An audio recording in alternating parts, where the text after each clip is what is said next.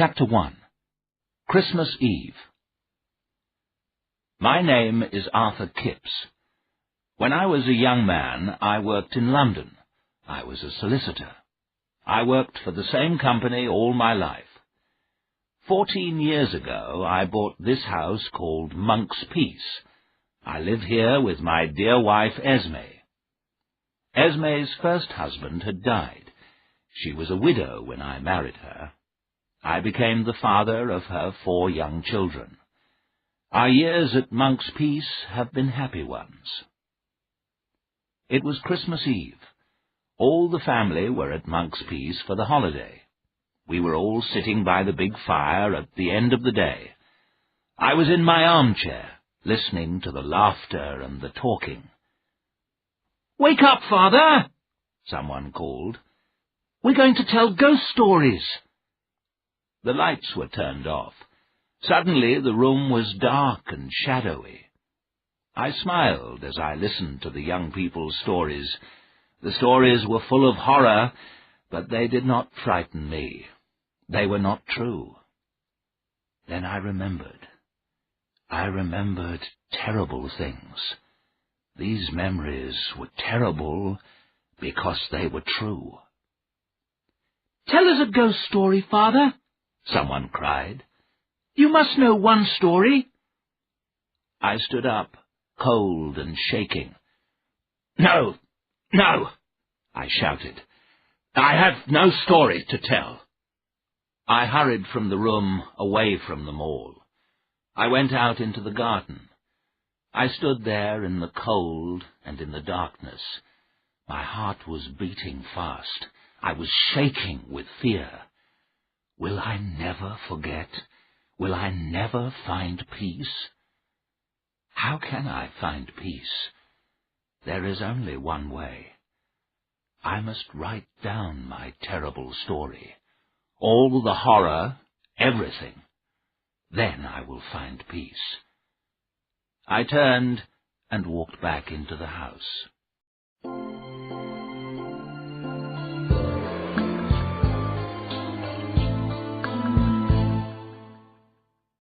Chapter 2. London Fog. My story begins in November many years ago. I was a young man of 23. I worked for a solicitor called Mr. Bentley. Sometimes the work was uninteresting, but I worked hard. I wanted to do well. That November morning, the weather was cold. A thick yellow fog covered London. The fog filled people's ears and eyes. It got into houses, shops, and offices. Mr. Bentley called me into his office. "Sit down, Arthur, sit down," Mr. Bentley said. He pointed to a paper on his desk. "This is the will of Mrs. Drablow, Mrs. Alice Drablow of Eelmarsh House in Yorkshire. A strange old lady and a strange house. Have you ever been to Yorkshire, Arthur?" "No, sir." "Well, my boy, go home and pack your bag. Mrs. Drablow is dead. She has no relatives in England, and we are her solicitors. I want you to go to the funeral." Mr. Bentley saw that I was surprised. "I can't go myself," Mr. Bentley said quickly. "I'm too busy." "After the funeral," he went on, "I want you to go to Eelmarsh House. I want you to look at the old lady's papers. Bring back anything important." Mr. Bentley stood up. "The funeral's at 11 o'clock tomorrow morning," he said. "Take the afternoon train from King's Cross Station. Here is the key to Eelmarsh House. Mrs. Drablow's will and other important papers are in this envelope." And he held out a large brown envelope. Written on the front of the envelope was, "Mrs. Alice Drablow, Eelmarsh House, 9 Lives Causeway, Crithin Gifford, Yorkshire." "What a strange address," I said. "Yes, it's a strange address, and it's a strange place," Mr. Bentley said. "Now, off you go, my boy." There wasn't much time to get ready for the journey. I quickly packed my bag. Then I wrote a note to Stella, my fiancée. Then I set off for King's Cross Station. The fog was thicker now. The smell of fog was everywhere. At last I reached the big, noisy station. I was beginning to feel excited. I was going on a journey. I had an important job to do. I was soon sitting in the train, and then it was moving. Slowly at first, and then faster. The fog of London was left behind. Darkness fell. I was on my way north to Eelmarsh House. I changed trains at Crewe. Then I changed trains again at a small town called Homerby in Yorkshire. The air was cold. The wind blew rain on my face. The little train I got into at Homerby was old and dirty. I put the brown envelope on the seat beside me. I opened my newspaper and began to read.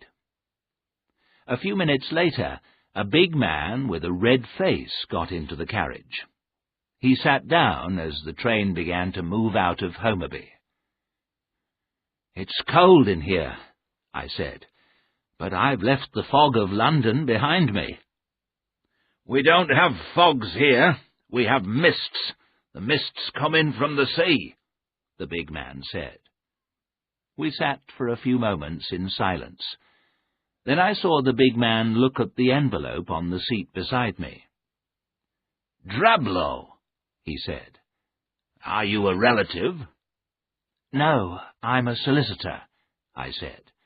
"I'm going to the funeral." "You'll be the only one there, Mr.—" "My name's Kipps, Arthur Kipps," I told him. "I'm Samuel Daly," the big man said. "Didn't Mrs. Drablow have any friends?" I asked. "No, she didn't have any friends," Mr. Daly said. "People become strange when they live in strange places." I smiled. "Are you trying to frighten me, Mr. Daly?" I asked. He stared at me. "No, I'm not trying to frighten you," he said. "But there are other people in Crithon Gifford who will try to frighten you." I suddenly felt very cold. "Where are you staying tonight?" Mr. Daly asked me. "I'm going to stay at the Gifford Arms." "The Gifford Arms is a comfortable inn," said Mr. Daly. "I go past it on my way home.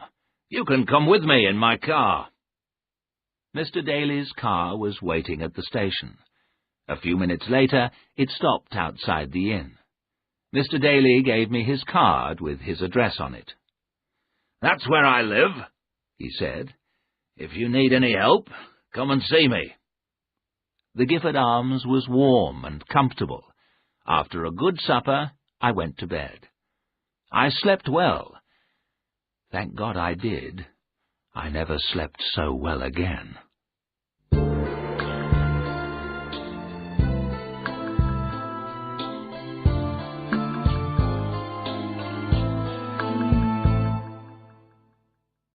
Chapter 3. The Funeral of Mrs. Drablow. The next morning was bright and sunny. I ate a good breakfast. Then I walked round the little town of Crithon Gifford. It was market day. The little town was busy. Farmers were buying and selling animals in the market square. The streets of Crithon Gifford were completely flat. The countryside all round the town was flat too. There were no hills at all. To the east of the town were the marshes, and on the marshes was Eelmarsh House. I walked back to the inn and got ready for the funeral. I put on a dark suit and went downstairs again. Mr. Jerome was waiting for me downstairs. Mr. Jerome was Mrs. Dablow's agent. He looked after her house and land. Mr. Jerome was a small man dressed in black. He smiled politely, and we left the inn. As we walked through the square, people stared at us. They stopped talking. No one smiled. The church stood in an old graveyard. There were old gravestones on either side of a long path. It was very cold inside the church. Mr. Jerome and I were the only people at the funeral. Poor Mrs. Drablow, I thought. Didn't she have any friends at all? Then I heard a sound behind me. I turned. A young woman was standing at the back of the church. She was dressed in old-fashioned black clothes of 60 years ago. A large, old-fashioned bonnet covered her face. She raised her head and looked at me. The young woman's face was white and very thin. How ill she looked. When we left the church, I looked for the woman, but I did not see her. Then, in the graveyard, I saw her again. In the sunshine, her face was whiter and thinner. I closed my eyes to pray. When I opened them, the woman had gone. Beyond the graveyard, I saw the estuary, and beyond the estuary was the open sea. The funeral was over. I followed Mr. Jerome from the churchyard. "Who was that young woman?" I asked him. Mr. Jerome stopped and looked at me. "Young woman?" he said. "Yes, a young woman. She was dressed in black, and she looked very ill." Mr. Jerome's face went white. "I did not see a young woman," he said. I looked behind me. The young woman was standing beside Mrs. Drablow's grave. "Look, there she is," I said. Mr. Jerome made a strange sound. He did not turn round to look at the woman. He held my arm tightly. He began to shake. "Mr. Jerome!" I cried. "Are you ill? Let go of my arm, and I'll bring a car for you." "No, no!" he cried. "No, sir. Stay with me." After a few moments, Mr. Jerome spoke again. "I'm very sorry, sir," he said quietly. "I felt ill for a moment. I can go on now." We walked slowly back to the Gifford Arms. "Are you taking me to Eel Marsh House, Mr. Jerome?" I said politely. The little man shook his head. "No, not me," he said. "Keckwick will take you. You have to go across a causeway to get to Eel Marsh House. When the tide is in, the sea covers the causeway. You can't get across.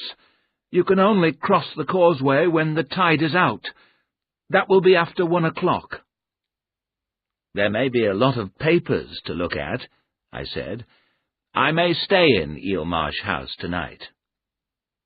"You will find the inn more comfortable," Mr. Jerome said quietly. "Perhaps you are right," I said. The lunch at the Gifford Arms was a good one, and I ate well. At 1:30, I was waiting outside the inn. The key to Eel Marsh House was in my pocket.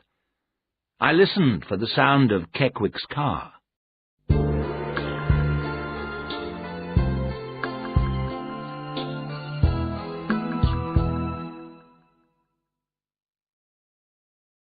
Chapter 4. Eel Marsh House. After a few minutes, a pony and trap came into the square. It stopped beside me. "Mr. Kipps," the driver said. "Are you Keckwick?" I asked. I was surprised that Keckwick did not come in a car. The man nodded his head. I got into the trap. The ponies started off at once. We drove quickly through the quiet little town. We passed the churchyard and were soon in open country. The country around the town was completely flat. There was a beautiful grey sky above us. After a time we reached the marshes. The marshes were strange and beautiful. No trees grew in the marshes. There was water everywhere. There were no people and no houses. There was silence. The only sound was the noise made by the hooves of the pony and the wheels of the trap. We drove along the path until we came to the causeway. The long causeway went across the estuary. The sandy causeway was not much higher than the water on each side. "This is 9 Lives Causeway," I thought. "At high tide, the water will completely cover it." The bright winter sun shone in my eyes. I shut them for a moment. When I opened my eyes, we were near the end of the causeway. In front of us was a tall grey house. It stood alone, looking over the marshes and the water of the estuary. The lonely house was on a little island. This was Eel Marsh House. The trap stopped in front of the house. For a few moments I did not move. What a strange, lonely place! But the place was so beautiful that I did not feel afraid. I got out of the trap. "When will the water cover the causeway again?" "In 2 hours," Keckwick answered. I did not want to leave so soon. I wanted more time in this beautiful place. 2 hours won't be enough time for me to do my work here," I said. "I'll come back here again tomorrow. I'll bring food and drink with me and stay for a day or 2. But now that I'm here, I'll have a look round the house. What are you going to do? Will you wait here or come back for me later?" Keckwick did not answer. He turned the pony and trap round and drove off. I watched the trap going back across the causeway. I was alone. I stood there without moving. The key to the house was in my hand. A seabird flew by. It gave a cry. Then there was silence again. What a place to live, I thought. Perhaps one day Stella and I will stay here. I wanted to be with her in this beautiful place. There was a field behind the house. It went from the house to the water. The setting sun made the water red. The wind from the sea was getting colder. At the end of the field, I saw a little church. It looked very old. It had no roof, and its walls were broken. Some old gravestones stood round the old building. It was beginning to grow dark. It was time to go inside the house. And then I saw the young woman again. She was standing beside one of the gravestones. It was the woman in black. She was wearing the same old-fashioned clothes. She looked pale and ill. Her eyes were dark in her pale face. Those eyes! How can I describe them? Her eyes were evil. They stared at me with a terrible hate. There was something the woman wanted from me, something she had lost. What was it? I began to shake with fear. I felt very cold. My heart beat faster and faster. I wanted to run, but I was not able to move. What was wrong with me? The woman stepped behind the gravestone. She had gone. My fear left me. I ran down into the graveyard. I looked for the young woman everywhere, but she had disappeared. There were the marshes, and there was the shining causeway. I was able to see for miles, but there were no houses. There was no place to hide. I did not understand it. Suddenly my fear returned. I ran back to the house. I did not look back. I was too frightened to look back. I reached the house and tried to open the door. My hand was shaking. At last the key was in the lock. I opened the door and stepped inside. The door shut with a bang. The sound went through the empty house. What had happened to me? Who was the woman in black? I did not believe in ghosts, but I had seen one. A ghost that was evil and terrible. But I was inside the house now. I was safe. I smiled. I did not believe in ghosts. I had work to do, and I wanted to do it well. I must forget the woman in black. I looked around. I was standing in a dark hallway. In front of me was a wide staircase. On one side was a passage. Perhaps it led to the kitchen. There were several doors, all of them closed. It was getting darker. I switched on a light in the hall. I went to the nearest door and opened it. I then opened one door after another. One door was locked. There was old furniture in every room. It was all large and heavy. There were old pictures on all the walls. Every room had desks and cupboards.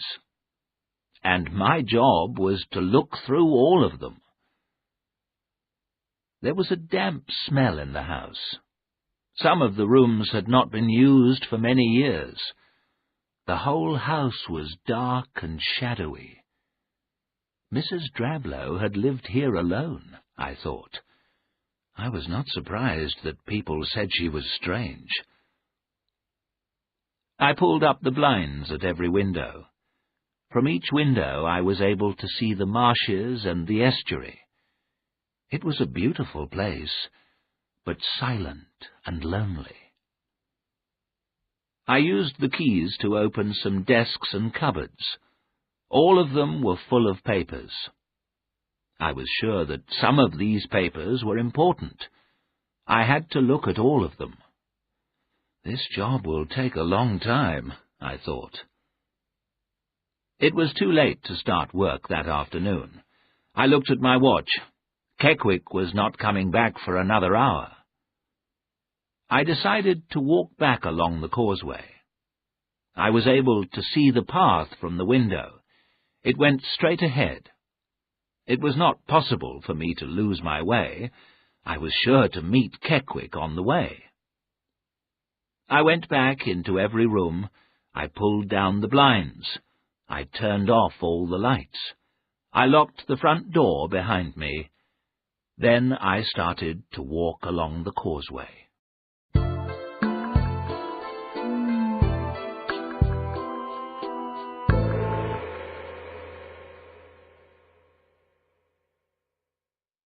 Chapter 5.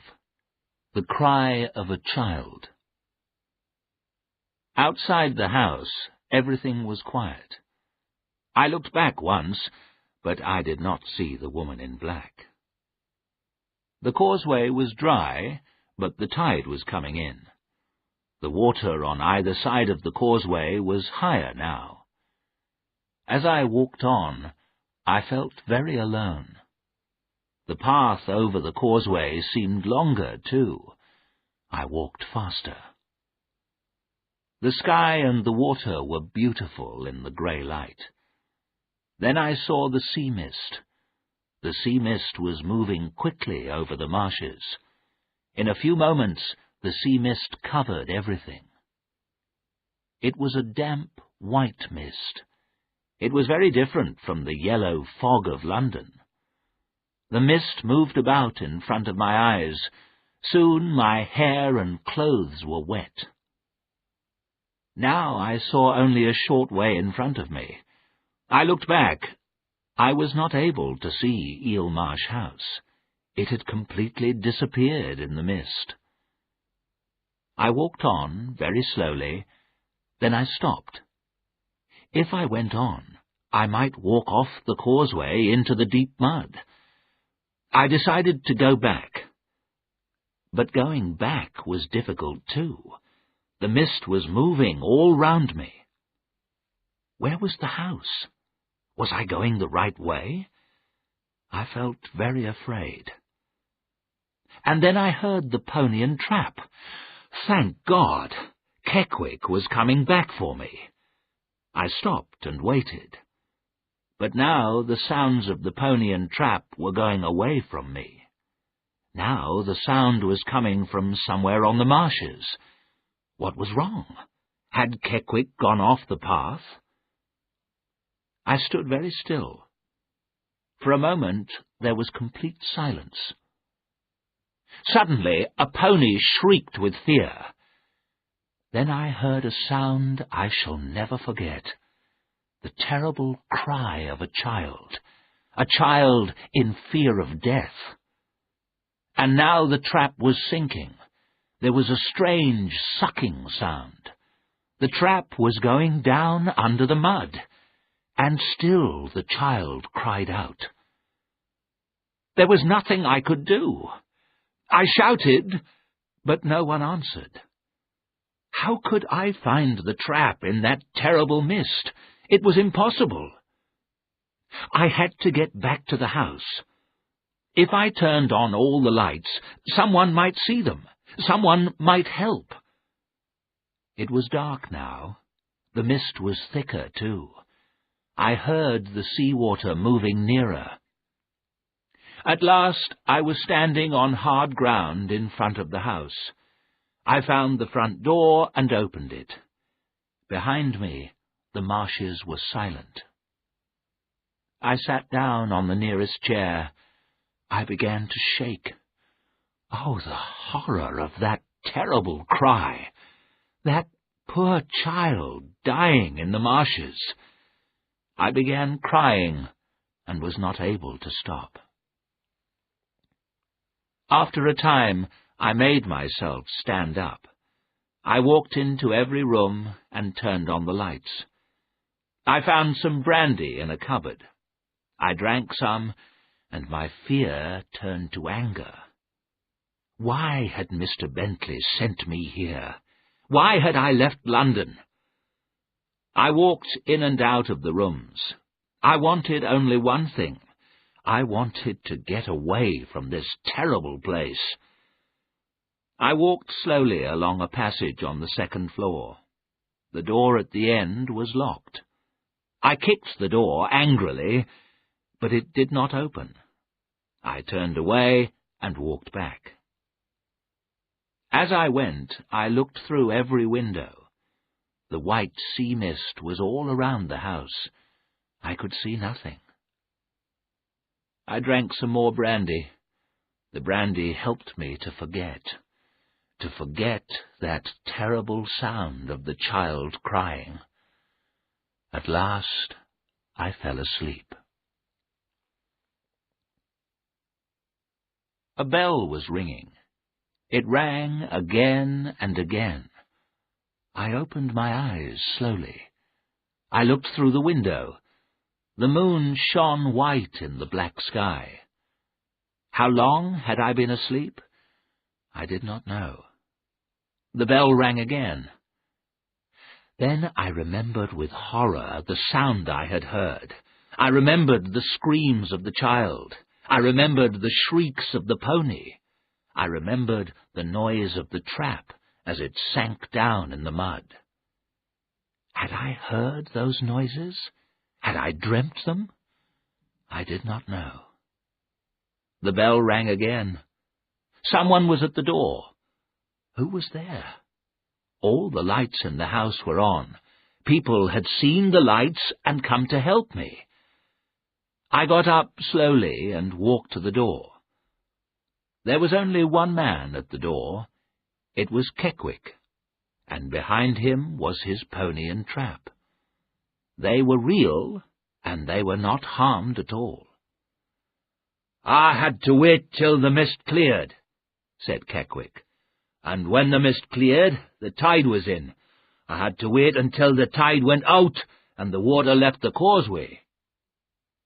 Then I looked at my watch and saw the time.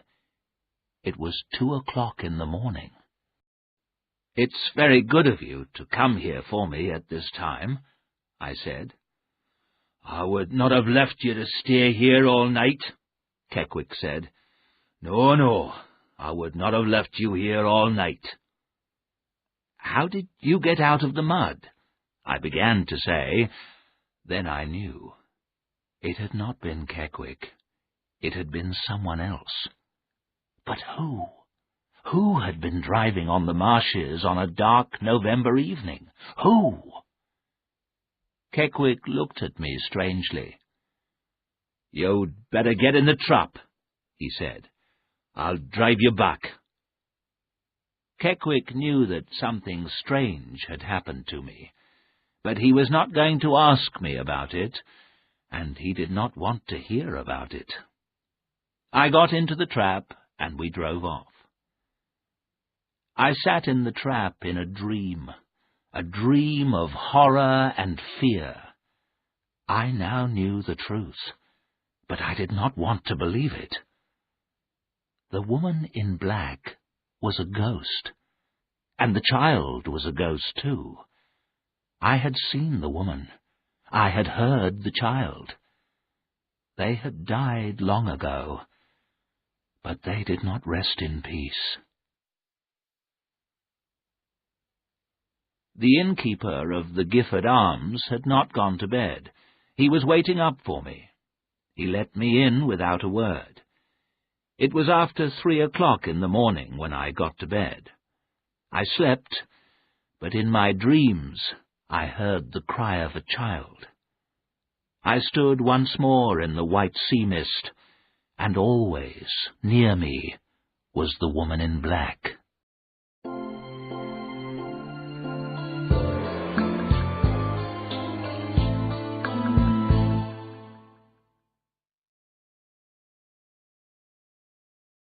Chapter 6. I Go Back. When I woke, the sun was shining. At first I felt weak and ill, but after a bath and breakfast I felt better. I was not going to run away. I had a job to do. I was afraid. I had seen and heard terrible things. But I was a young man, and young men forget easily. I was going back to Eelmarsh House. I was going to look at Mrs. Drablow's papers. But not today, and not alone. I wanted some exercise. I told the innkeeper I was going for a long walk. "Can you ride a bicycle, sir?" he said. "There's a bicycle here you can use." I was very pleased. Stella and I often rode bicycles into the country. Yes, an hour or two on a bicycle. That's what I needed. Then tomorrow I would go back to Eelmarsh House. But not alone. I decided to talk to Mr. Jerome. He probably had a boy who worked in the office. The boy can help me, I thought. Together we will finish the job quickly. I walked through the town to Mr. Jerome's office. He did not look pleased to see me. "The house is full of papers," I said. "I must look at them all. I need help." A look of fear came into Mr. Jerome's face. "I can't help you, Mr. Kipps," he said quickly. "But can your office boy help me?" I said. "I don't have an office boy," Jerome answered. "Well, any other boy in the town," I said. "I'll pay him, of course." Mr. Jerome stood up. His face was white. "You will find no one to help you! No one!" he shouted. "I think I understand you, Mr. Jerome," I said. "No one in this town will stay at Eelmarsh House. Everyone is too afraid of seeing—" I stopped. "The woman in black?" Mr. Jerome said. "Yes," I answered. "I saw her again." "Where?" he whispered. "In the graveyard behind Eelmarsh House. But she's not going to stop me, whoever she is, or was." I laughed, My laugh did not sound true. "I must be brave, Mr. Jerome," I added. "I'm not going to run away." "That's what I said," the little man replied very quietly. I did not understand him. "Well, I'll go back alone," I said. "Perhaps I'll not see the woman again." "I pray that you do not," Mr. Jerome said slowly. "I pray that you do not." I went back to the inn. I wrote a letter to Mr. Bentley. I told him I wanted to stay for a few days. I said nothing about the woman in black. Then I took the bicycle and rode off. The weather was perfect for cycling. The wind was cold, but the air was bright and clear. I decided to ride west, away from the marshes. I was going to ride to the next village and have lunch there. At the end of the town, I looked to the east. I was looking back to the water of the marshes. The marshes were pulling me back. I knew I had to go back to them. But not now. Not today. Taking a deep breath, I turned my bicycle. My back was to the marshes now. I cycled away from the marshes along the country road.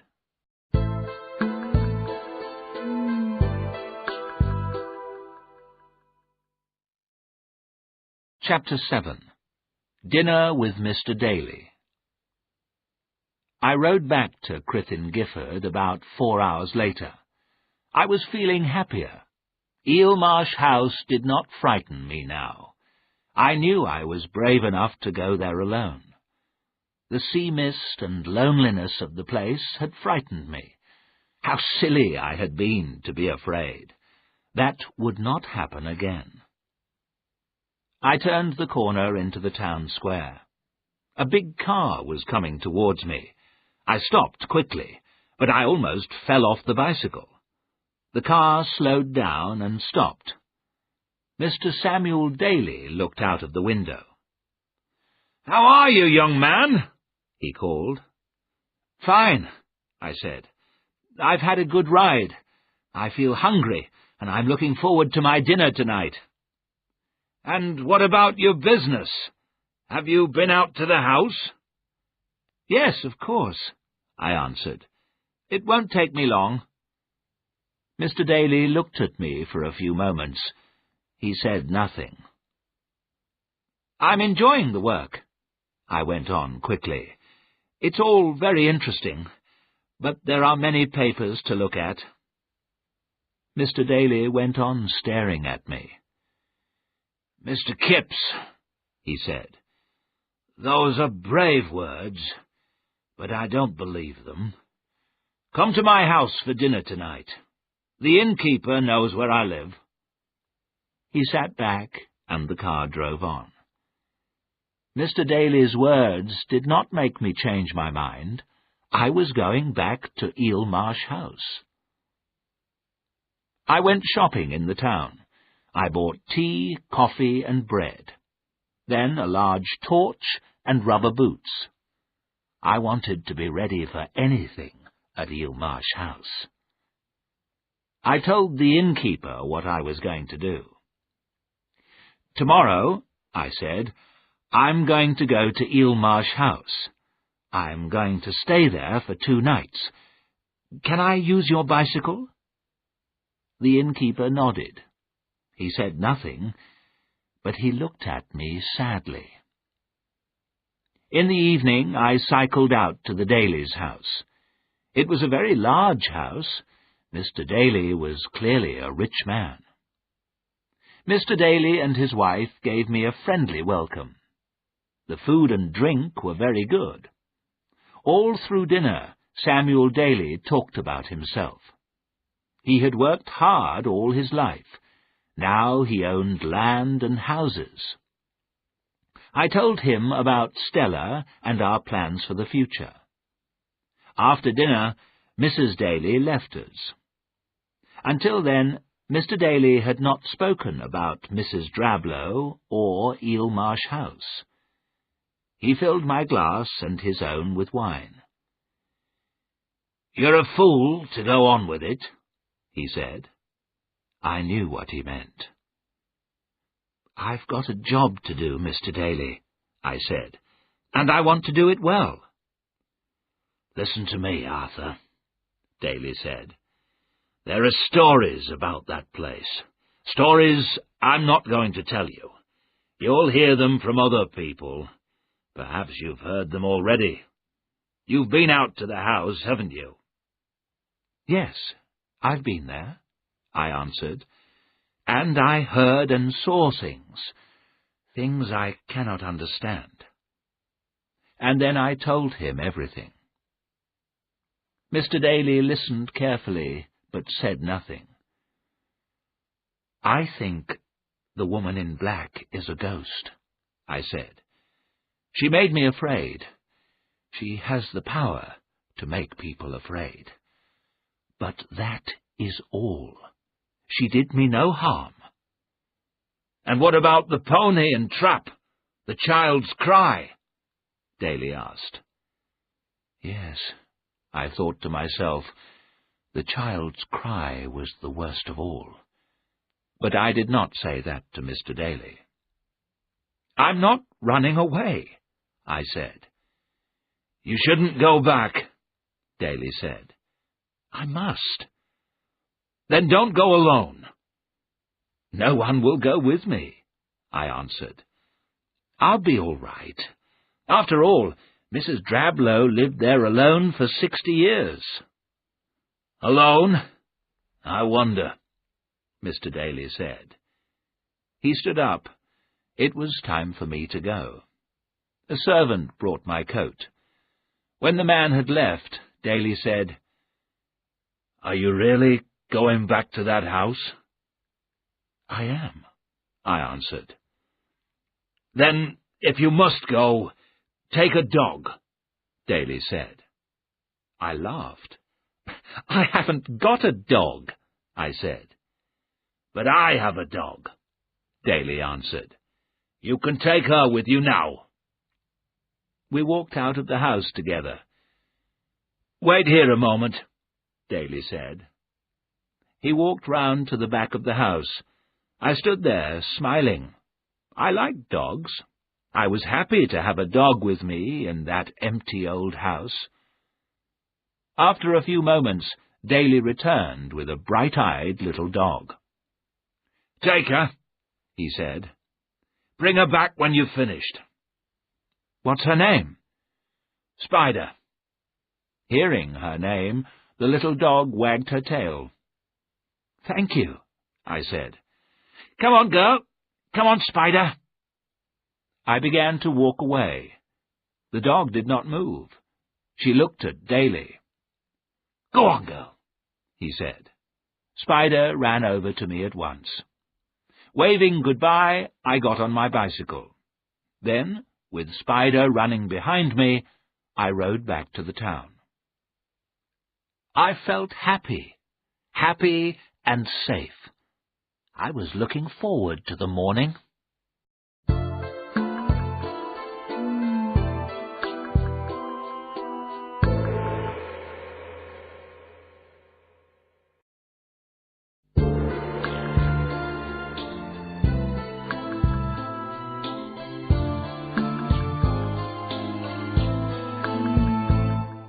Chapter 8. Sounds in the Night. Next day the weather was good. At 9 o'clock Mr. Bentley phoned from London. "I've received your letter," he said. "You can stay for a few days. Send me any papers that look important. Leave the other papers in the house. Don't stay too long." "I'll finish the work as quickly as I can," I answered. "It's a strange old house," I added. "Mrs. Drablow was a strange old woman," Mr. Bentley said, and he put the phone down. By 9:30 I was ready. There was a basket on the front of the bicycle. I put everything in the basket. I cycled off happily. The little dog, Spider, ran along behind me. The tide was coming in. Very soon it would cover the causeway. But that did not worry me. The air was clear. The sun was shining on the water. Seabirds were flying and calling over the estuary. I was soon at Eelmarsh House. I opened the windows. I lit fires in several rooms. Then I sat down at a big desk. The desk was in front of a window. I could see the sky, the marshes, and the water.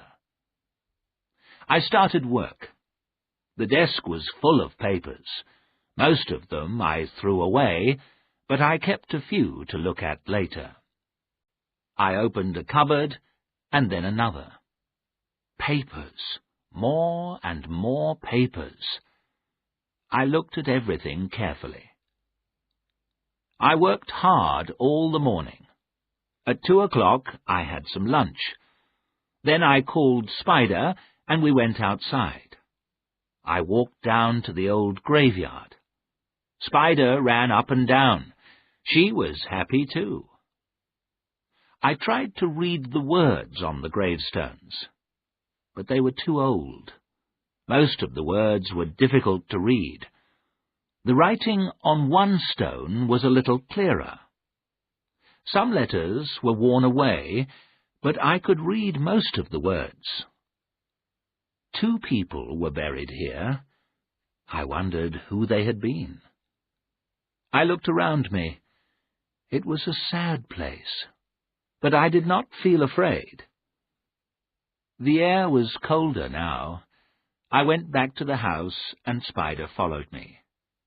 I was soon back at my desk again. I read paper after paper, but there was nothing important. I made myself a cup of tea. I went on working. When it was dark, I closed the curtains. I turned on every light in the house. I put more coal on the fire. I brought papers from other rooms. Papers! So many papers! Mrs. Drablow had thrown nothing away in 60 years. It was getting late, but I went on working. I'll be finished in a day and a half, I thought to myself. Then I'll return to London and my dear Stella. At last I was too tired to go on. I took a book to read in bed. Then, taking Spider with me, I went upstairs. I was going to sleep in a bedroom at the back of the house. I read for about half an hour, then I turned out the light. Spider was already asleep near the bed. Some time later I woke up. The moonlight was shining into the room. Why was I awake? What had happened? I sat up, and then I saw Spider. The little dog was standing at the door. She was staring at the door, listening. The little dog was terrified, and so was I. I listened too. Yes, I could hear something. The sound came from somewhere inside the house. Bump, bump, bump. What was it? Spider looked at me, growled, and listened again. I got slowly out of bed. My heart was beating fast. I opened the bedroom door. The passage outside was dark and empty. Spider ran down the passage. I heard her sniffing at every closed door. I heard the sound again. Bump, bump, bump. It came from a passage on the left. Very slowly, I began to walk towards the sound. I opened the doors one by one. Every room was dark and silent. There was a door at the end of the passage. Spider sniffed under this door. Her growling became louder. It was the door I had found locked on my first visit to the house. It was the only door I could not open. Yes, the sound came from behind this door. Bump, bump, bump. I had heard this sound long ago. I had heard it when I was a child. What was it? Spider howled. The frightened little dog pressed against my legs. We were both shaking with fear. And still the sound went on. Bump, bump, bump. I heard another sound. It came from behind me. It came from the front of the house. The bumping noise stopped. I turned away from the locked door. Slowly and carefully, I walked back to my bedroom. Everything was quiet. The second sound had come from inside the house. I was sure of that. I looked round the room. Perhaps the sound had come from outside. I looked out of the window. I saw nothing, no one. The marshes were silver and grey in the moonlight. Did I hear a cry? I listened again. No. I felt something warm against my leg. I bent down to stroke the little dog. She was quiet again. I listened. Everything was quiet. The house and the marshes were completely silent. After a time, I went back to the closed door. I turned the handle. The door did not open. I pushed my shoulder against the door. It did not move. There was no keyhole in the door. I could not see into the room. I went back to bed, but it was a long time before I fell asleep.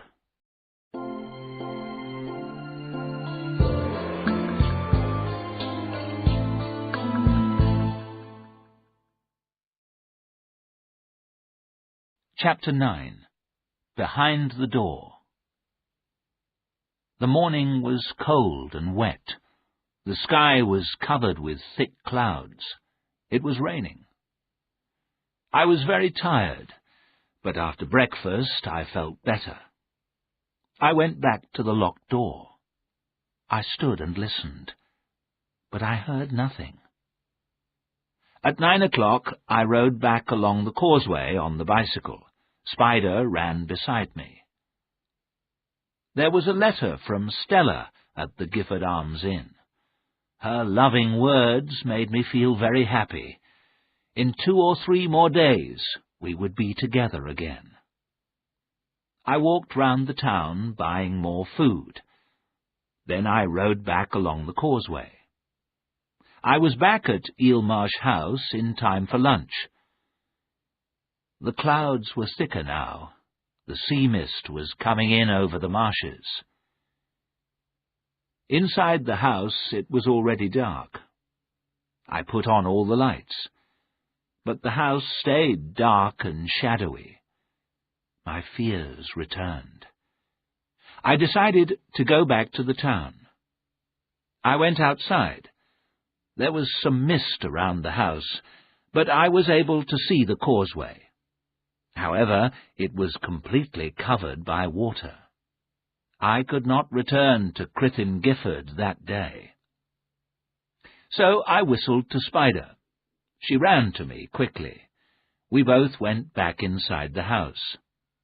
I emptied papers from more cupboards. I started work again. I worked hard for several hours.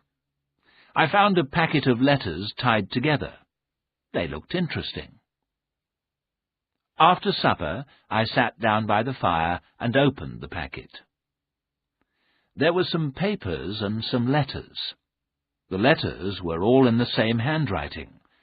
They were signed Janet, or J. I remembered the gravestone I had seen.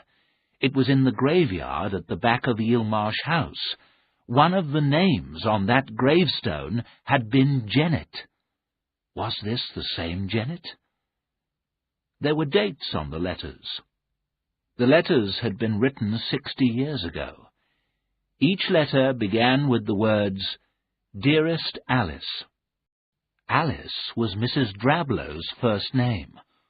All the letters were written to Mrs. Alice Drablow. I looked through them quickly. Janet was Mrs. Drablow's younger sister. I began to read the letters carefully. They were short and in simple language. They told a sad story. Janet was unmarried, but she was going to have a child. The child's father refused to marry Janet, and he left the country. Janet did not know what to do. Her family refused to help her. Then the child was born, a boy. For a few months there were no letters. Then Janet began writing again, and now her letters were full of anger. "The child is mine," Janet wrote. "I will never give him to strangers." But Janet was unmarried. She was poor, and she could not keep the child. At last she had to agree that Alice could take the boy. In her last letter, Janet wrote, "Love him, Alice. Love him as your own child. But remember, he is mine. Mine. He can never be yours. Forgive me. My heart is breaking." Poor Janet, I thought. What a sad story. I began to look at the other papers.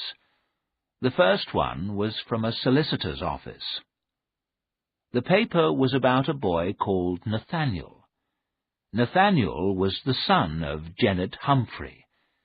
Nathaniel had been adopted by Thomas and Alice Drablow of Eelmarsh House. Alice Drablow was Janet Humphrey's married sister. Nathaniel had been given the name Drablow. So the child, Nathaniel Drablow, had lived here, I thought, away from the mother who loved him. I thought for a few moments about Janet Humphrey and her sad life. Then I picked up the next paper. At that moment, Spider growled. The little dog was standing at the door.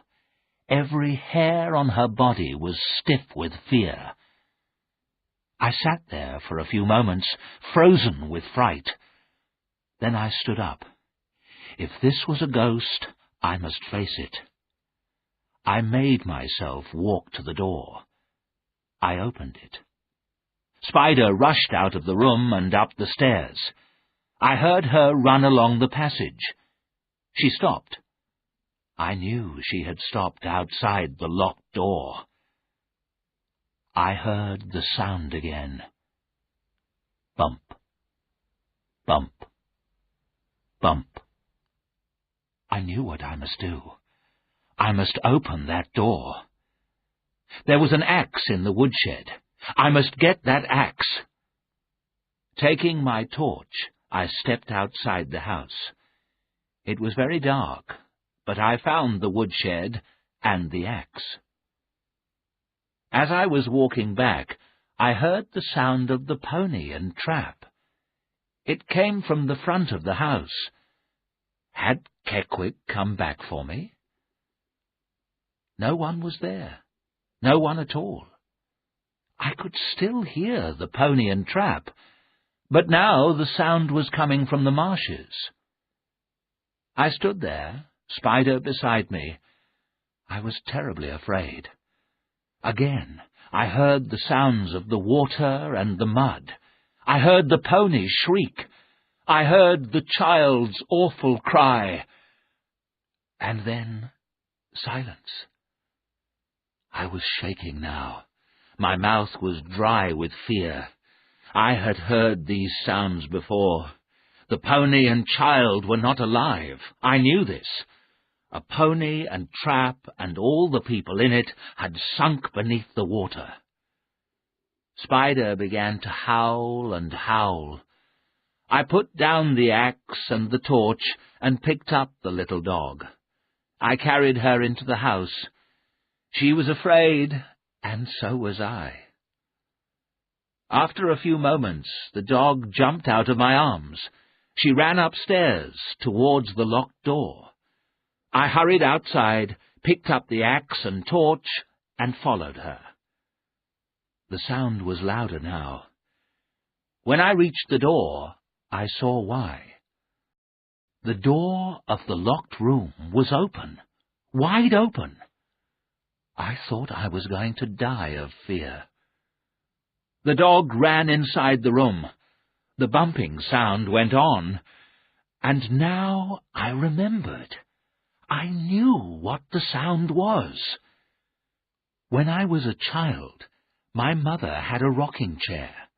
Sometimes I couldn't sleep. Then my mother held me in her arms. She sat in the chair and rocked me backwards and forwards. Bump, bump, bump. That was the sound made by the rocking chair on the floor. I was no longer afraid. The sound meant peace and rest. There was evil in that room. I knew that. But it had gone away. Perhaps it was my happy thoughts. They had driven the evil away from that place. Holding the torch in front of me, I walked into the room. I pressed the light switch. Nothing happened. But my torch was powerful. I shone the bright torch round the room. The room had been a child's bedroom. There was a small bed in one corner. A tall rocking chair stood in front of the fireplace. The chair was rocking gently. But there was no one there. The room was empty. No one had passed me in the passage. There was no other door. I shone my torch at the window. It was shut. There were 2 wooden bars across it.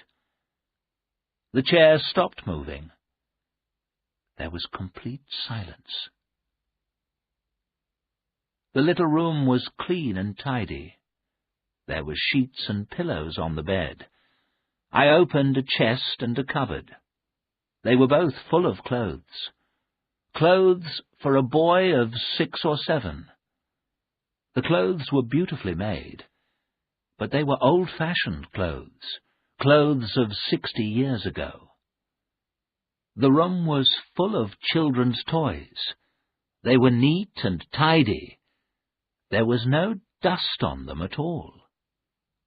I saw toy soldiers and a sailing ship. There were games, paints and books, all things that little boys love. They had been here for 60 years, but everything was neat, tidy, and clean. There was nothing frightening in this room, only a feeling of sadness, a feeling of something lost. I felt sad, very sad. I went slowly out of the room. Spider followed, and I closed the door. I felt too tired to do any more work. I had a hot drink and went upstairs. The door to the child's bedroom was still closed. Everything was quiet. I went into my bedroom and closed the door.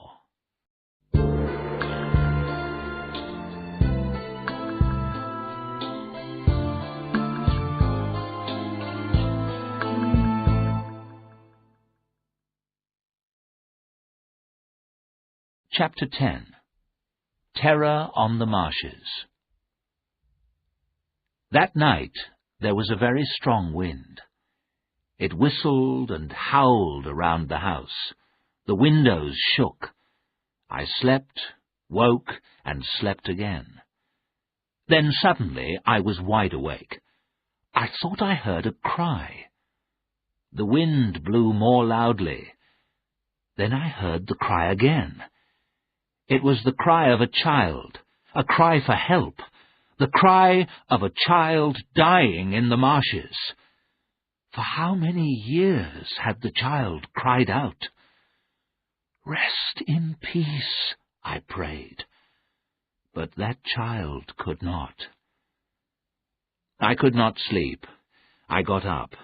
I opened the bedroom door. Spider followed me into the passage. Suddenly, two things happened. Someone or something went past me. The wind howled louder than ever, and all the lights went out. I stood there in the darkness. I could not move. Who had gone by? Who was in the house with me? I had seen and heard nothing. But I was sure of one thing. Someone had gone along the passage to the child's bedroom. Someone dead for many years. A ghost. I had to have a light. I walked back carefully into my bedroom. I went slowly to the table near my bed. I found the torch and picked it up. But it slipped from my fingers. It fell and broke on the floor. Spider came close and touched my hand. As I held the little dog, the wind howled again. And once more, louder than the wind, I heard the child's cry. I could not sleep. I must have a light, I thought. I cannot stay here in the dark. Then I remembered. I had seen a candle in the child's bedroom. For a long time I did not move. There was something evil in the child's bedroom. But I had to go back to get that candle. I went down the passage slowly. I opened the door of the child's bedroom. Everything was quiet. I found the candle and picked it up. Now I was in the bedroom, I was not afraid. But I felt sad. I had a feeling of something lost, someone who had died.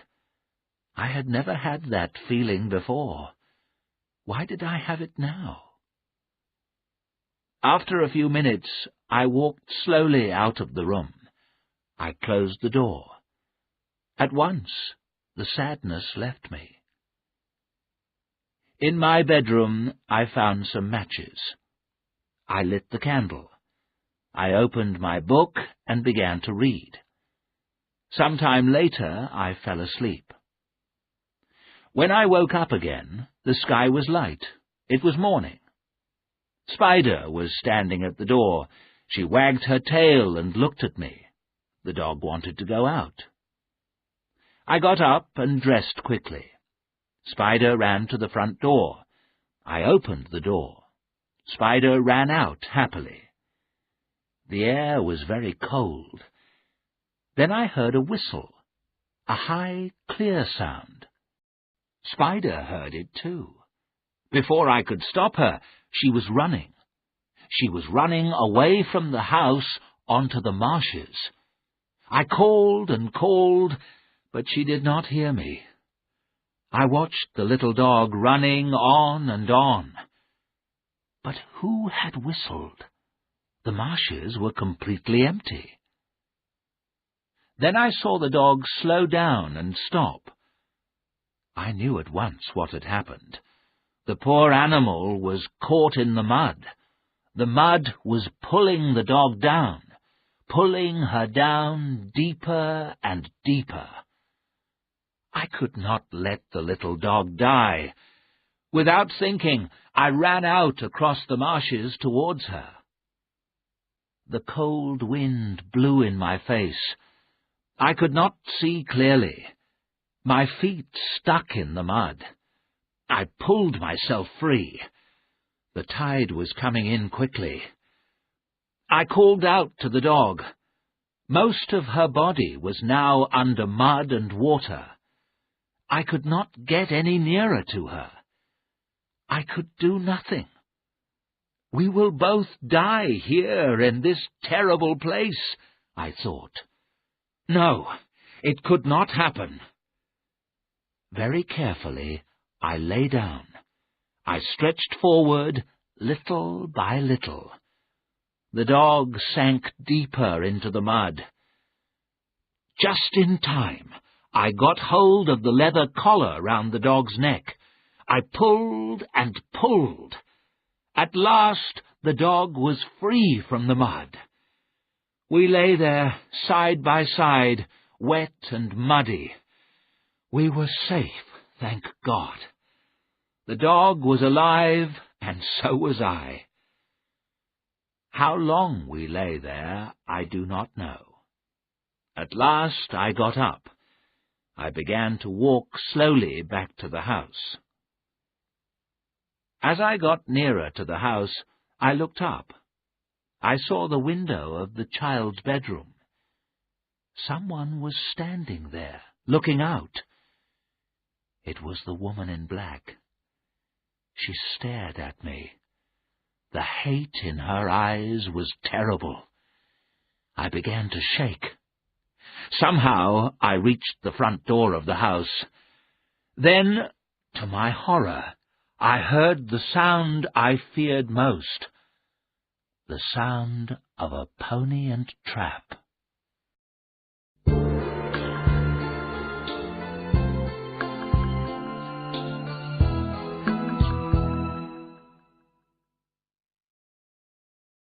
Chapter 11. I Leave Eelmarsh House. The next thing I knew, I was lying on a couch in the sitting room. Mr. Daly was leaning over me. I tried to sit up, but I couldn't. I did not know what had happened to me. "The trap! The pony and trap!" I said. "Oh, that was me," Samuel Daly said with a smile. "I've come here in a pony and trap. It's safer than a car on that causeway. What's the matter? What did you think?" I've heard another," I said. "Keckwick, perhaps?" "No, not Keckwick," I said. "But why did you come?" "I was worried about you," said Daly. "It's a good thing I came. People have drowned in those marshes, you know." "Yes, I was nearly pulled under. And the dog." Then I remembered. "Spider!" I cried. "Where's Spider? Did she—" "She's safe," Daly said. "She's here." At the sound of her name, the little dog jumped up and wagged her tail. "Now I'm taking you home with me," said Daly. "You can't stay here." For a few moments I said nothing. I remembered what had happened to me. I knew that the woman in black was a ghost. But why was she here? I knew there was evil here, and sadness too. Why?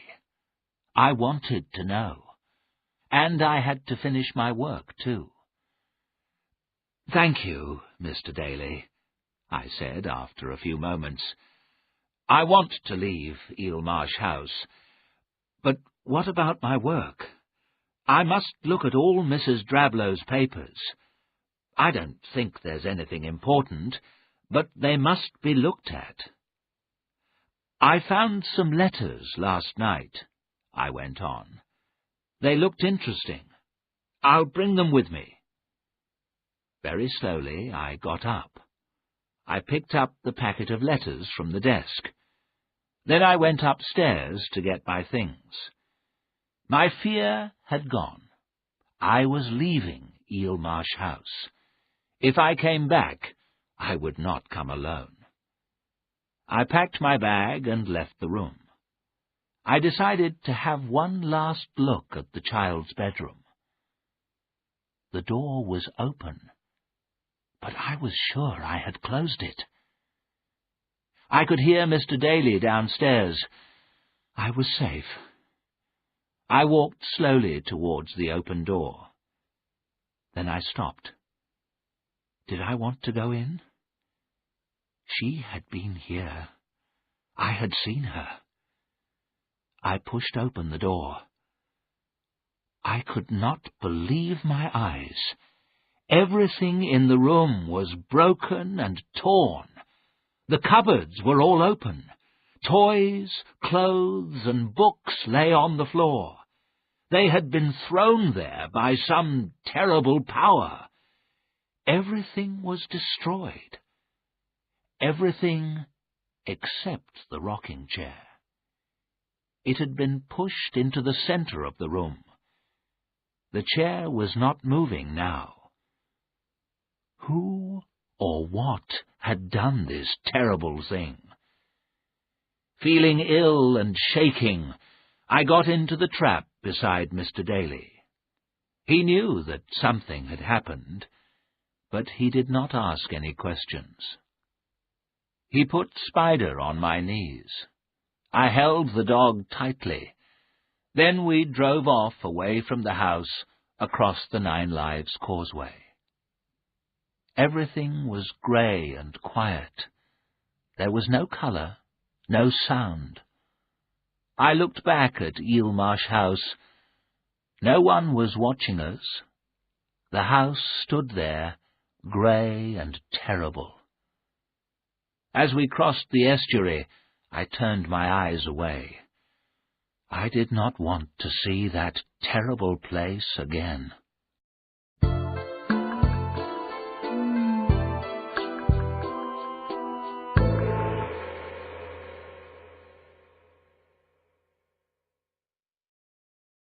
Chapter 12. The Death Certificates. The Dalys invited me to stay with them for a few days. I agreed, thankfully. After a few days, I would go straight back to London, not to Eelmarsh House. I would never go back there again. But I was angry. I had not finished my work. The woman in black had stopped me.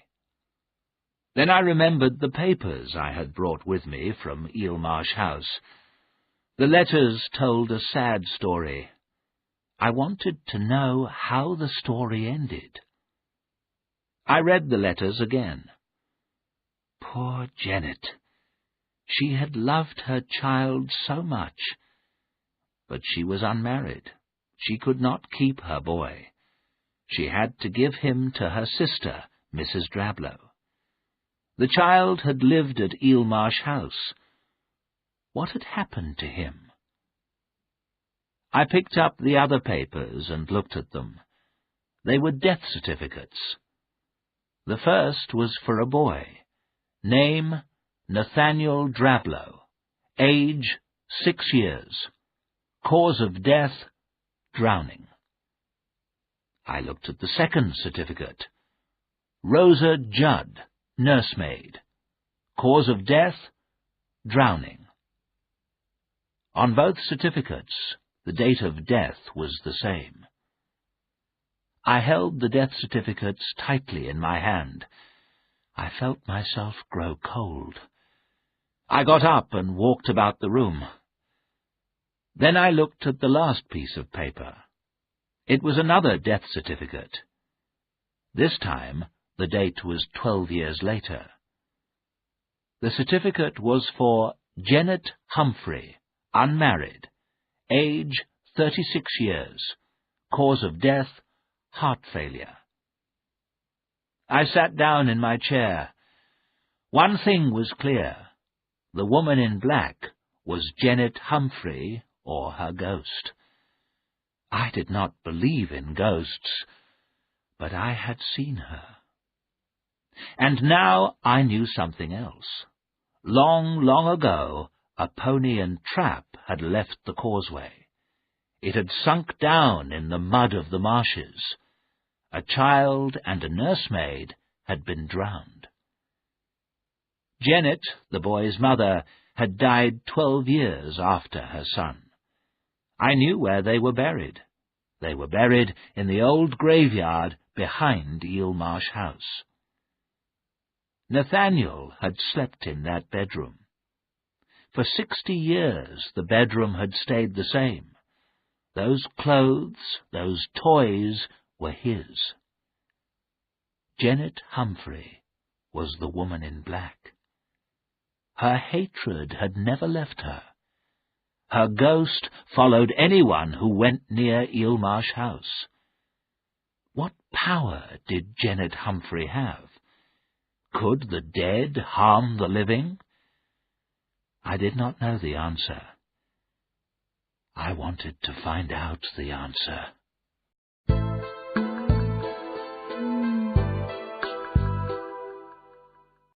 Chapter 13. Nothing Can Happen Now. That evening, after dinner, I had a long talk with Mr. Daly. Spider was asleep in front of the bright fire. Daly gave me a drink, and I began my story. I told him everything I had seen and heard. When I had finished, there was silence. My story was told. I was at peace.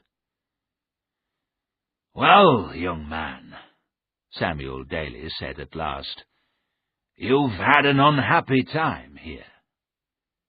"Yes," I said, "but it's finished. Those things can't harm me now, can they?"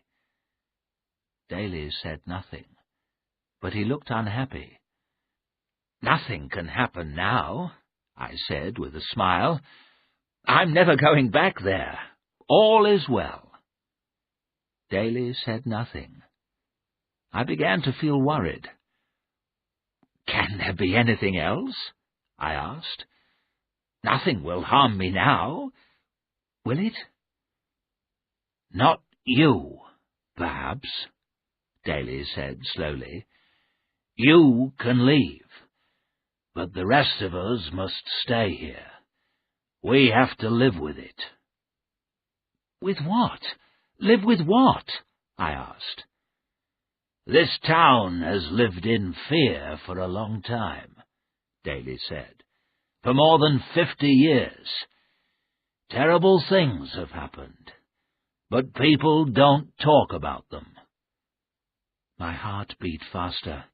I did not want to know any more, but Mr. Daly went on talking. "You know most of the story, but not all of it," he said. "Janet Humphrey sent her boy to Eelmarsh House, to her sister, Mrs. Drablow. At first, Janet went away to another part of the country, but she had to be near her son. She came back to Crithyn. She got work in the town, but Alice Drablow refused to see her. She refused to let Janet see the child. Janet's anger was terrible.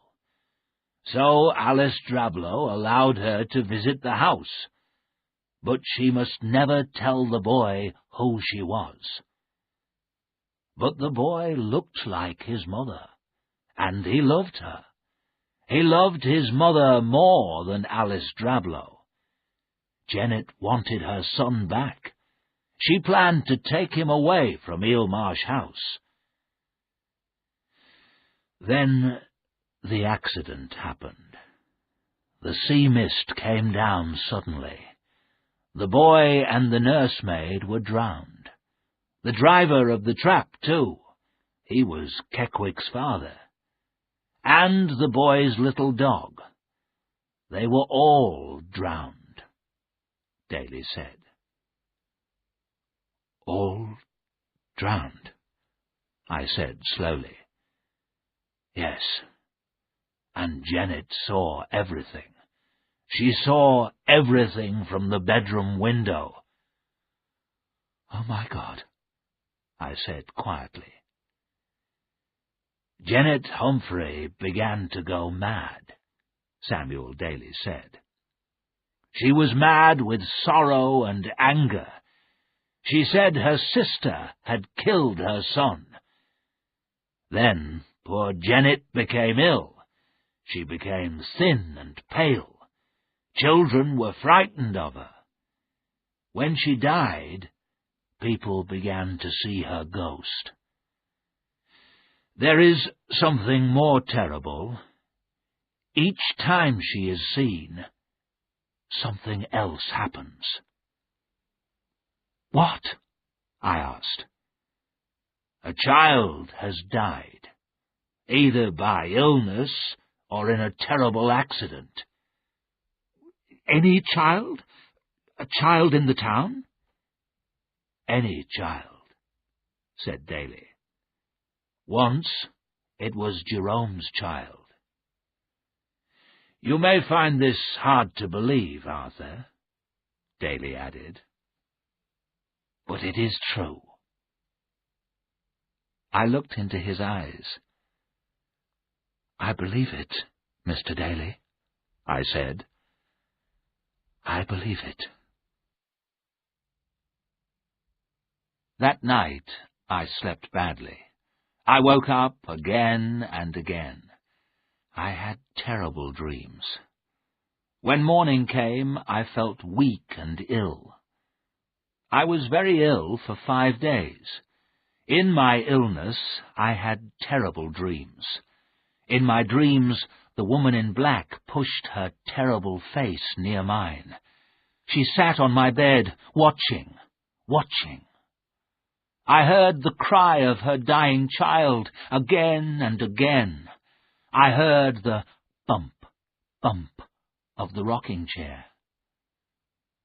Slowly, I got better. At the end of 12 days, I was well again. It was a day of winter sunshine. I was sitting downstairs by the open window. Spider lay at my feet. A bird was singing in the garden. I listened to it with peace in my heart. I heard the sound of a car and voices. I heard footsteps. The door behind me opened. Arthur, a voice said quietly. It was a voice I knew. I turned quickly. My dear Stella was walking towards me. She had come to take me home. The next morning, Stella and I left together. We did not go back into the town. We went straight to the railway station in Mr. Daly's car. The Dalys had looked after me well. I was sad to say goodbye to them. They agreed to visit us in London. And I was sad to say goodbye to Spider. There was a question I had to ask Mr. Daly. I waited until Stella was saying goodbye to Mrs. Daly. There is something I must know, I said to Mr. Daly. You told me that a child always died. Yes, always. Then, has a child? No, nothing has happened, Daly said. A child hasn't died. Yet. Then pray God, the woman in black has gone forever, I said. Pray God, her power is at an end. Yes, Daly said. We all hope that. I began to feel sorry for poor Janet Humphrey. She had lost her son. Her sorrow and anger had made her mad. Now Mrs. Drablow was dead. Eelmarsh House was empty. Wasn't that the end? Could Janet Humphrey rest in peace now? The train was waiting. I said goodbye to the Dalys. Thank God, my business in Crithin Gifford was finished.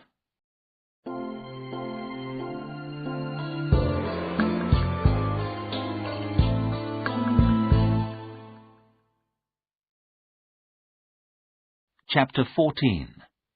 The Story Ends. That is nearly the end of my story. I have One last thing to write, but it is the most terrible thing of all. For days and nights I have sat at my desk here at Monk's Peace. I have tried to write down the rest of my story, but my tears have stopped me. My dear wife, Esme, sees I am unhappy, but she doesn't know why. But now I am ready to finish my story. Stella and I returned to London. 6 weeks later we were married. My wife and I were not rich, but we were happy. A year later our son was born. Our happiness was complete. I did not think of the past, and I had no more bad dreams. Another year passed. Our son was about a year old. It was a sunny Sunday afternoon. Stella and I took our boy to one of the parks in London. Everyone was happy. The sun was shining. Children were running about on the green grass. Music was playing. Everyone was enjoying the holiday. Someone was giving rides to children in a pony and trap. Our son saw the trap. He shouted and pointed at it. It was a small trap. There was room for only 2 passengers. So Stella took the boy. I stood watching them happily. The trap went behind some trees. I looked around me at the happy people, and then I saw her, the woman in black. She was standing near a big tree. She looked at me. There was no mistake. I was looking at the white face and staring eyes of Janet Humphrey. My body was icy cold. I could not move. I saw the terrible hate in the woman's eyes. At that moment, the pony and trap came back. It came towards me, between the tall trees. My dear Stella was smiling. Our little son was laughing. I stepped forward. They passed the tree where the woman in black was standing. She moved quickly in front of the pony. The frightened pony shrieked. It turned and ran back under the trees. The driver could not stop it. There was a terrible crash. Then silence. The woman in black had gone. But my darling Stella and my dear son lay on the grass. They did not move. Our baby son was dead. Stella's body was broken, but she did not die, not then. For 10 long months I sat by her bed. Then Stella died at last from her terrible injuries. They asked me for my story. I have told it. There is nothing more to write.